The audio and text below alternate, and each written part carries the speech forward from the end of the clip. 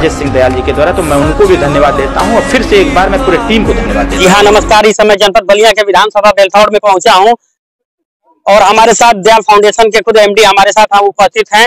Sir, Mithilesh Rajbhar official channel में आपका स्वागत है। नमस्कार भैया। सर, काफी लोग जब आपने शुरुआती दौर में निःशुल्क जो भी सुविधा उपलब्ध करा रहे थे जनता के बीच, लोगों के बीच, और कुछ लोग राजनीतिक व्यक्ति कहते थे कि राजेश दयाल जी थम जाएंगे, रुक जाएंगे, चल नहीं पाएंगे, लेकिन मैं निरंतर देख रहा हूं कि विभिन्न जगहों पे आपका इस प्रकार कैंप लगाकर निःशुल्क सुविधा दे रहे हैं। सर देखिए, एक बार बता दें, राजेश सिंह न थकने वाले हैं न रुकने वाले हैं। जीवन पर्यंत जब तक हैं तब तक चलते रहेंगे।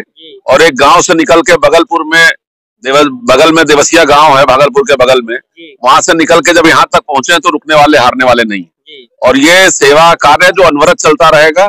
अभी हम लोग परमानेंट आरोग्य धाम बना रहे हैं, जो कि जगह जगह विद्यालयों में डिस्टरबेंस होता है कैंप लगाने से, तो एक जगह जहाँ क्षेत्र के लोग, गरीब जनता आकर के इलाज करा सके, उनके लिए व्यवस्था बनाई जा रही है। जी सर, और इसी पर्पज में एक खुद राजनीतिक बातें करूं तो एक स्वदेव भारतीय समाज पार्टी के राष्ट्रीय प्रमुख महासचिव और पूर्व दर्जा प्राप्त राज्य मंत्री और श्री ओम प्रकाश राजभर जी के बेटे अरविंद राजभर ने आपके ये कैंप में पहुंचे थे देवरिया में, आपकी बड़ी प्रशंसा की है।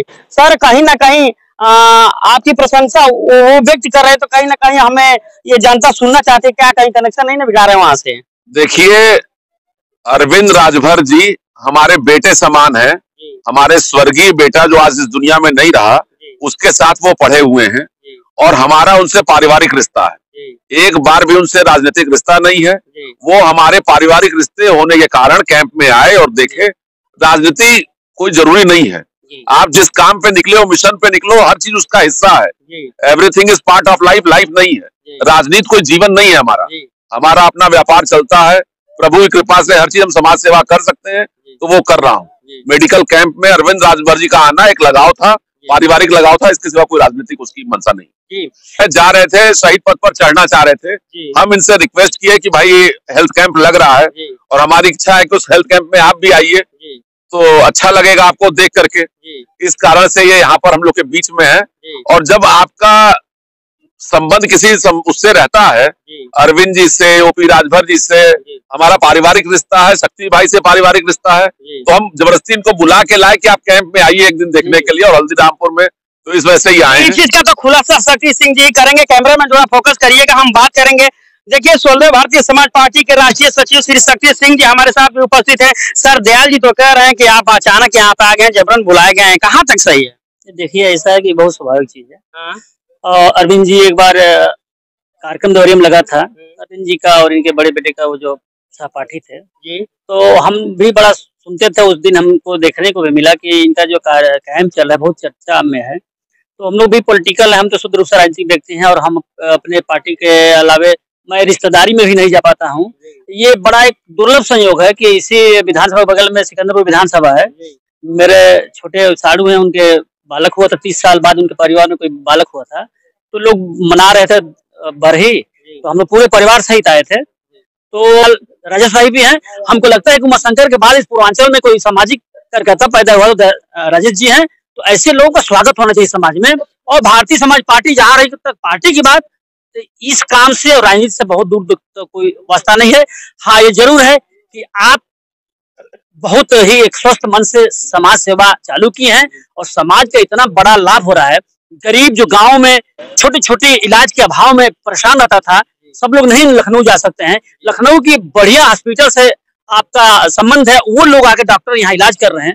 दोनों महानुभावों का कहना है कि ये बस एक संयोग था। सर, और आगे आखिरी क्वेश्चन ये है कि जब आपके राष्ट्रीय अध्यक्ष श्री ओम प्रकाश राजभर जी जब एनडीए में सम्मिलित हुए, तो विभिन्न प्रकार की चर्चाएं होने लगी कि ओम प्रकाश राजभर जी को मंत्रिमंडल में सम्मिलित किया जाएगा। विभिन्न प्रकार का डेट आया, लोगों ने कहा कि दिवाली में मंत्री बनाया जाएगा, फिर कहे कि दशहरा में मंत्री बनाया जाएगा, तो नए साल में गिफ्ट दिया जाएगा। तमाम ऐसे डेट आए। आपको क्या लगता है, क्या वो मंत्रिमंडल में शामिल होंगे?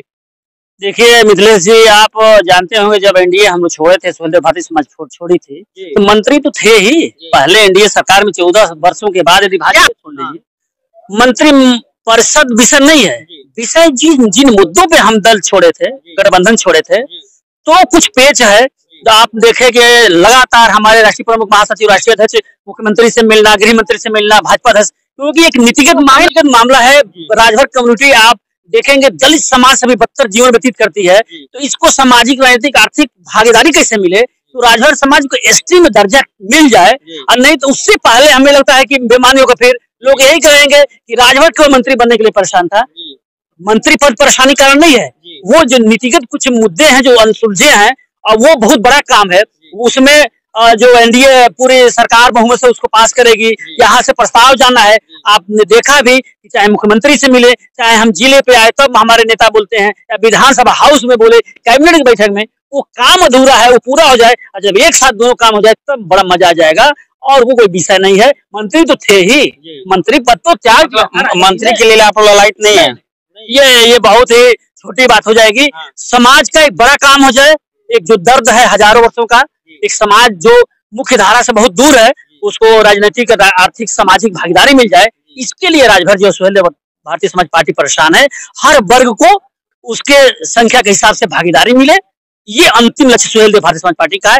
कहीं भी अत्याचार होता है, वो सुहेलदेव भारतीय समाज पार्टी के नेता और कार्यकर्ता खड़े रहते हैं। मिथिलेश जी, आपने भी देखा है, पूर्वांचल के लोग ही नहीं, अब तो पूरे देश की नजर ओम प्रकाश राजभर जी पे होती है। वो चाहे बिहार हो, मध्य प्रदेश हो, कहीं भी आप यदि पीला गमछा और ये देख लेंगे तो लोग कहते हैं ये ओम प्रकाश राजभर सुहेलदेव भारतीय समाज पार्टी कार्यकर्ता है। ये भी बनने के लिए नहीं आए हैं। यदि केवल मंत्री पद होता तो अब तक हो जाता।